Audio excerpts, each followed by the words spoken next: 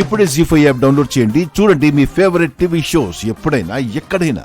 గుప్తా గారు, ఇప్పుడేం జరిగిందో మీరు చూసారు కదా. నేను పిల్లలు గేటు కూడా దాటకూడదు అనుకున్నానా? అలానే నిజంగా కారు గేటు కూడా దాటలేదండి. నేను అనుకున్నది అలా కరెక్ట్గా ఎలా జరిగింది? పౌర్ణమి గురించి, దానివల్ల వచ్చే శక్తుల గురించి ఈ బాలికకు ఎటువంటి పరిస్థితుల్లోనూ తెలియకూడదు. చెప్పండి గుప్తా గారు, ఎలా జరిగింది? నాకునూ తెలియదు బాలిక. నీవలే నేను చూసి ఆశ్చర్యపోయితిని. అంతే, అంతే. అది కాదు గుప్తా గారు, గుప్తా గారు.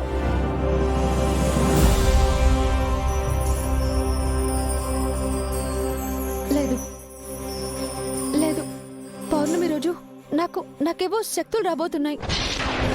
అందుకే నేను అనుకున్నట్టుగా జరిగిపోయింది.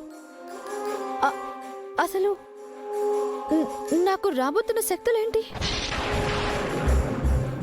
ఎందుకు అవి చెప్పడానికి గుప్తా గారు కూడా భయపడుతున్నారు? ఇంతకీ ఆ శక్తులేంటి?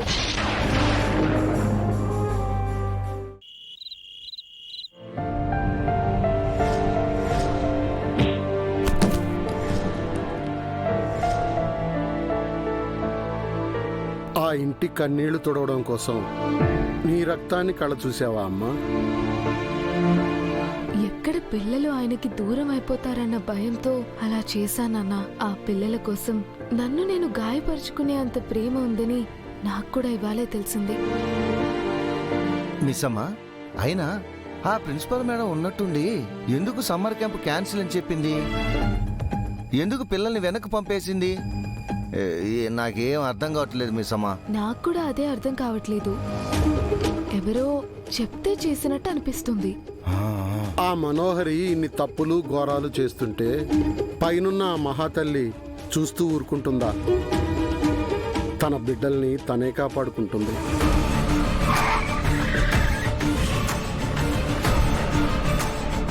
మనోరమ్మ గారిని చూస్తుంటే నాకు భయం వేస్తుంది మిస్ అమ్మా. మనం ఒక్క దెబ్బ కొట్టేలోపు మనల్ని 4 దెబ్బలు కొడుతుంది. ఓ అమ్మూ, రేపు ఒక్కరోజు గడిస్తే ఎల్లుండే పెళ్ళి. మనం గాని ఆ పెళ్లి ఆపకపోతే ఆ ఇల్లు అల్లకల్లోలమైపోతుంది మిస్ అమ్మా. మనోహరిని రేపొక్కరోజు మనం ఆపగలిగితే చాలు.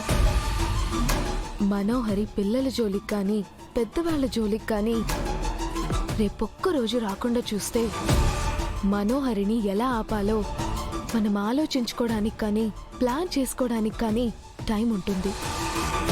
ఆ మనోహరి ఒక రాక్షసమ్మ. తనని ఎలా ఆపుతాం?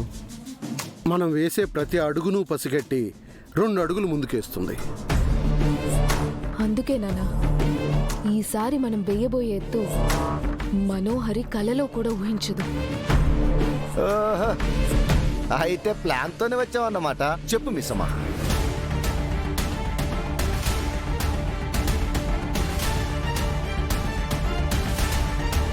జీ5 యాప్ డౌన్లోడ్ చేసి అన్ని ఎపిసోడ్స్ పూర్తి ఉచితంగా చూడండి.